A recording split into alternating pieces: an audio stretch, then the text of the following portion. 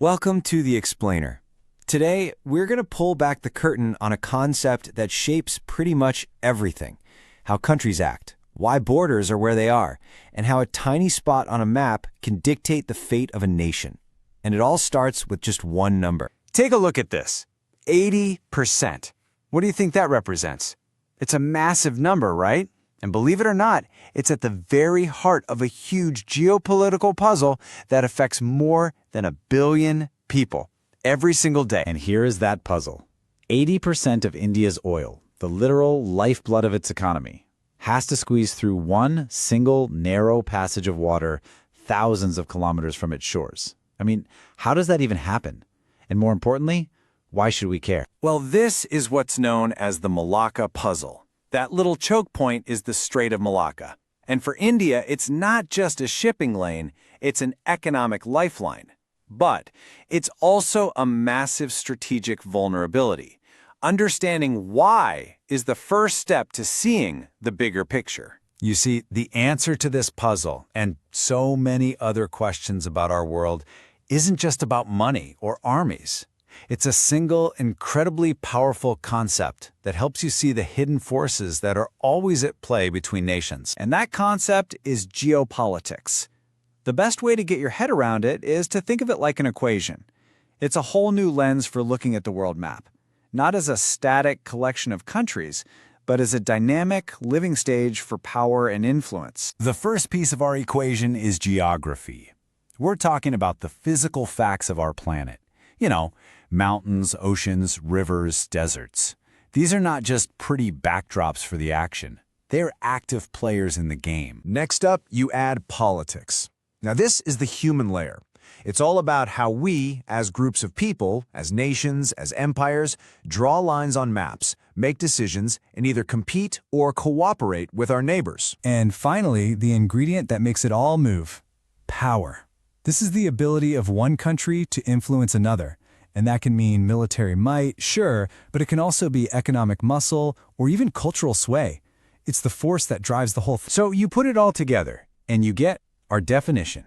Geopolitics is simply how geography, politics, and power all smash into each other and interact to shape the way countries deal with one another. And this explains perfectly why that faraway strait is so incredibly important to India. Now, it's really easy to hear all this and think it's just about war and conflict, but it's so much bigger than that.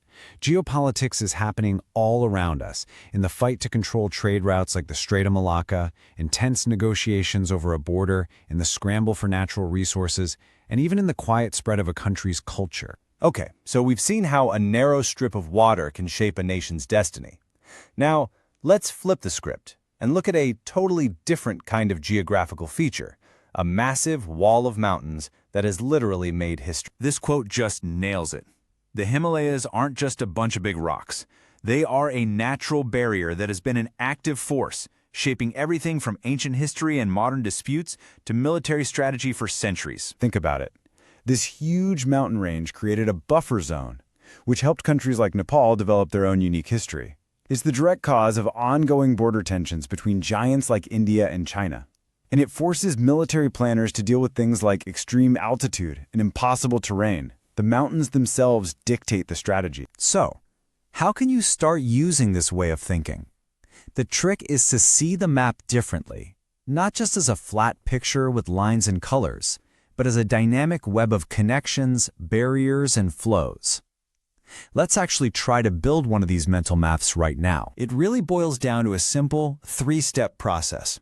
First, you figure out who the main players are in any given region. Second, you follow the flow of the most critical resources. And third, you mark the big geographical features, the things that get in the way and the things that act as gateways. So let's apply this to South Asia. The players, you've got India, China, Pakistan, and others.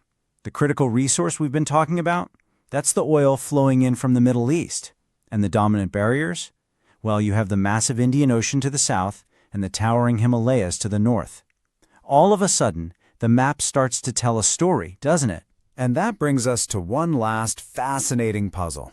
We've talked about giants and oceans, but what happens to the smaller nations that are caught in between these huge forces? Let's zoom in on a country that's defined by one of those great barriers we just mentioned. Let's talk about Nepal. It's a small nation, it's landlocked, meaning it has no access to the sea, and it's sandwiched right between two colossal powers, India and China. I mean, on paper, that looks like an incredibly tough spot to be in, but is it really that simple? So I'll leave you with this final thought to chew on.